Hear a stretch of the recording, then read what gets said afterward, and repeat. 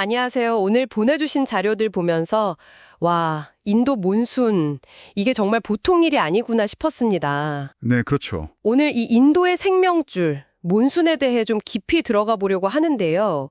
지난 10년 변화가 어땠는지 또 내년 2025년은 어떨지 네, 이게 그냥 날씨 얘기가 아니라 14억 인구의 경제, 농업, 또 안보까지 다 걸린 문제잖아요. 맞습니다.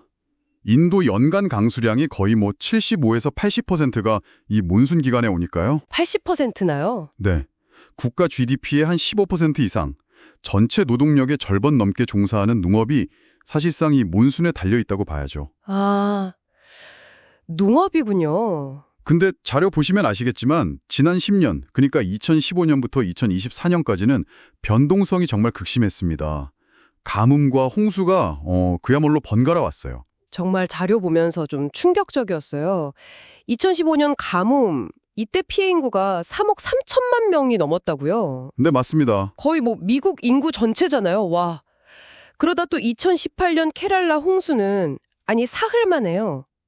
사흘 만에 평년 강수량의 7배 넘는 비가요. 네, 상상을 초월했죠. 단 3일 만에 그렇게 쏟아부었으니까요. 그때 500명 가까이 돌아가시고 주택도 거의 2만 채 가까이 파괴됐으니 피해가 정말... 이런 극단적인 현상이 그냥 농작물 피해 이걸로 끝나는 게 아닙니다. 그렇죠. 당장 먹거리 물가가 뛰죠. 인도는 물가지수의 거의 절반이 식품이거든요. 네네. 그리고 심각한 물 부족 문제, 또 수력 발전량도 확 줄어듭니다. 2023년에서 24년 사이에도 16% 넘게 급감했는데 이게 무려 38년 만에 최대 폭이었어요. 38년 만에요. 와. 한 해 10,000명이 넘는 농민들이 안타까운 선택을 하기도 하고요. 농민 자살 문제까지 정말 심각하네요. 네, 몬순 실패가 비지로 이어지고 그게 또 절망으로 이어지는 그런 악순환이 있는 겁니다. 그런데 작년 2024년 자료를 보니까 좀 흥미로운 점이 있더라고요. 전국 평균 강수량은 정상 수준이었다면서요? 오히려 장기 평균보다 약간 많았다고? LPA 108%? 네, 맞습니다. 근데 시킴이나 케랄라 같은 지역은 또 심각한 홍수가 있었다면서요. 평균은 괜찮은데 지역별로는 재난이라. 이게 뭘 의미하는 걸까요? 바로 그 점입니다. 그게 핵심이에요. 국가 전체 평균만으로는 실제 상황을 알기 어렵다는 거죠. 아하. 기후변화 때문에 비가 내리는 시간, 장소, 강도가 아주 불규칙해지고 있어요. 그러니까 전체 항은 평균이어도 어떤 곳은 짧은 시간에 물폭탄을 맞고 다른 곳은 또 비가 안 와서 가뭄에 시달리고 이런 일이 동시에 벌어지는 거죠. 평균의 함정이네요, 진짜. 2024년이 딱 그런 대표적인 사례였던 셈입니다. 그렇군요. 그런데 보내주신 자료에는 내년 2025년 몬순 전망은 꽤 밝던데요. 인도기상청의 IMD가 정상 이상을 예측했더라고요. LPA 105% 정도요? 네, 맞습니다. 민간 예보기관인 스카이met도 정상 LPA 103% 정도로 보고 있고요. 오, 긍정적이네요. 네, 일단 몬순에 큰 영향을 주는 요인들 있잖아요. 그 태평양의 엘니뇨 남방 진동, ENSO라고 하죠. 네, 엘니뇨? 그리고 인도양 버전인 인도양 쌍극자, IOD. 이게 지금 다 중립 상태거든요. 아, 중립 상태. 거기에다가 유라시아 대륙에 쌓인 눈의 양도 좀 적은 편이고요. 이런 조건들이 보통은 몬순에 좀 긍정적인 신호로 해석됩니다. 그렇군요. 그래서 농업 생산량 증가라든지 예를 들어 농업 부문 성장률 한 3.5%에서 4% 정도? 오, 괜찮네요. 네. 물가 안정, 특히 식품 물가 상승률이 한 3.5에서 4% 정도로 좀 둔화될 걸로 예상하고요.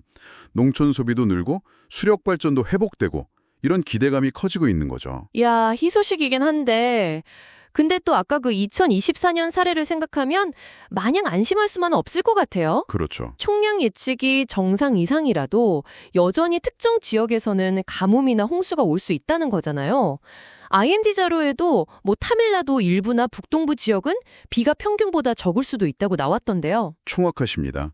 정상 혹은 정상 이상이라는 예측이 모든 지역에 골고루 좋은 비가 온다는 뜻은 절대 아니에요. 네. 오히려 기후변화 시대에는 총량이 많아도 그 비가 언제, 어디에, 또 얼마나 세게 집중적으로 내리느냐 이게 더 중요해졌어요. 아, 시기와 강도. 네, 짧은 시간에 감당 못할 폭우가 쏟아지거나 아니면 정작 필요할 땐 비가 안 오거나 이런 문제가 생길 수 있는 거죠. 그럼 어떻게 대비해야 할까요? 그래서 정부도 조기경보 시스템을 더 강화하고 또 기후변화에 잘 견디는 농업 방식들, 예를 들어 작물보험 PMFBY 지원이나 물 효율 높이는 미세관계 시설 보급 같은 데 투자를 하고 있습니다.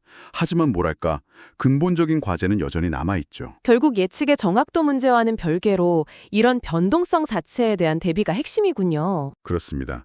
인도의 경험이 우리 모두에게 던지는 질문이기도 해요. 재난 터지고 나서 복구 비용 쏟아붓는 방식에서 좀 벗어나야 한다는 거죠. 네. 물관리, 농업, 도시계획, 에너지 정책 이런 것들이 다 연결되어 있잖아요. 그렇죠. 다 연결되어 있죠. 이걸 어떻게 통합적으로 연계해서 기후변화라는 이 거대한 불확실성에 맞설 수 있는 어떤 시스템적인 회복력, 이걸 키워나갈 수 있을까? 이게 앞으로 풀어야 할 숙제라고 봅니다.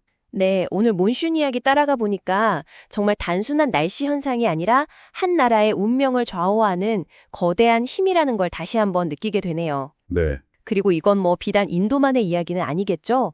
오늘 저희가 나눈 이야기들이 이걸 듣고 계신 당신에게도 기후변화 시대를 살아가는데 어떤 새로운 관점을 더해주는 계기가 되었기를 바랍니다.